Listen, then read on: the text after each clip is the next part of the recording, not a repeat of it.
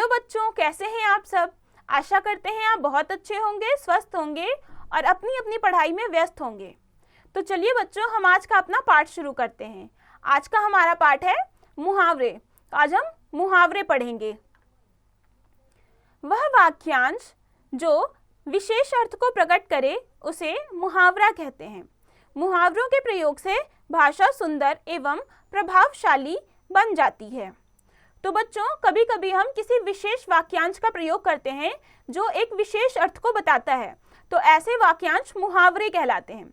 मुहावरों के प्रयोग से भाषा सुंदर प्रभावशाली बन जाती है और वो हमें सुनने में भी और पढ़ने में भी अच्छा लगता है। यहाँ कुछ मुहावरों के अर्थ उनके वाक्य प्रयोग सहित दिए गए हैं, इन्हें पढ़िए और समझिए। तो चलिए बच्चों, हम मुहावरे पढ़ते हैं। पहला है अंधे की लाठी। इसका अर्थ है एकमात्र सहारा।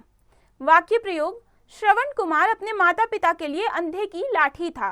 दूसरा है अपना उल्लू सीधा करना, अपना काम निकालना। वाक्य प्रयोग, अपना उल्लू सीधा करने के लिए लोग कुछ भी करने को तैयार रहते हैं। तीसरा, अंग अंग ढीला होना, थक जाना। वाक्य प्रयोग, आज सुबह से मेहनत कर रहा हूँ, अब तो मेरा अंग अंग ढीला पड़ गया है। 4, अंगूठा दिखाना, साफ मना करना। वाक्य प्रयोग, जब मैंने सोहन से अपने पैसे वापस मांगे तो उसने मुझे अंगूठा दिखा दिया। 5, आंखों का तारा, बहुत प्यारा। वाक्य प्रयोग, मोहन अपने माता पिता की आंखों का तारा है। 6, आसमान सिर पर उठाना, बहुत शोर मचाना। वाक्य प्रयोग, आधी छुट्टी के समय विद्यार्थी आसमान सिर पर उठा लेते हैं। 7, आंख दिखाना, गुस्सा करना। वाक्य प्रयोग, जब मैंने कोई गलती ही नहीं की तो मुझे क्यों आंख दिखाते हो। 8, आंखें खुलना, होश आना। वाक्य प्रयोग, ठोकरें खाने के बाद ही आदमी की आंखें खुलती हैं। 9, उल्लू बनाना, मूर्ख बनाना। वाक्य प्रयोग, सतीश उल्लू बनाकर तुमसे पैसे ले गया है। 10, एड़ी चोटी का जोर लगाना, बहुत मेहनत करना। वाक्य प्रयोग, कक्षा में प्रथम आने के लिए तुम्हें एड़ी चोटी का जोर लगाना पड़ेगा। 11, आस्तीन का सांप, धोखा देने वाला व्यक्ति। वाक्य प्रयोग, मैं तुम्हें अपना मित्र समझता रहा लेकिन तुम तो आस्तीन के सांप निकले। 12, ईंट से ईंट बजाना, नष्ट भ्रष्ट करना। वाक्य प्रयोग, भारतीय सेना ने दुश्मनों की ईंट से ईंट बजा दी। 13, कमर कसना, तैयार होना। वाक्य प्रयोग, परीक्षा नजदीक आते ही प्रिया ने कमर कस ली। 14, कान भरना, झूठी शिकायत करना। वाक्य प्रयोग, राधा तो अपनी माँ के हर समय कान भरती रहती है। 15, काम तमाम करना, मार डालना। वाक्य प्रयोग, शेर ने हिरन पर छलांग लगाई और उसका काम तमाम कर दिया। 16, घी के दिए जलाना, खुशियां मनाना। वाक्य प्रयोग, जब भगवान श्री राम वनवास काटकर अयोध्या वापस लौटे तो अयोध्या वासियों ने घी के दिए जलाए। 17, 9 2 11 होना, भाग जाना।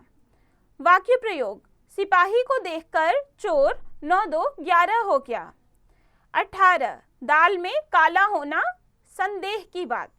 वाक्य प्रयोग, श्याम बार बार मेरी प्रशंसा कर रहा है, जरूर दाल में कुछ काला है।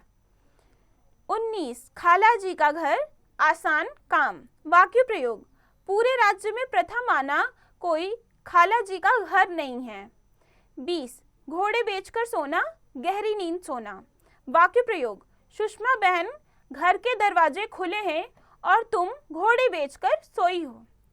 तो बच्चों, ये मुहावरे पढ़े हमने, उनका अर्थ जाना और उनका वाक्य में प्रयोग किया।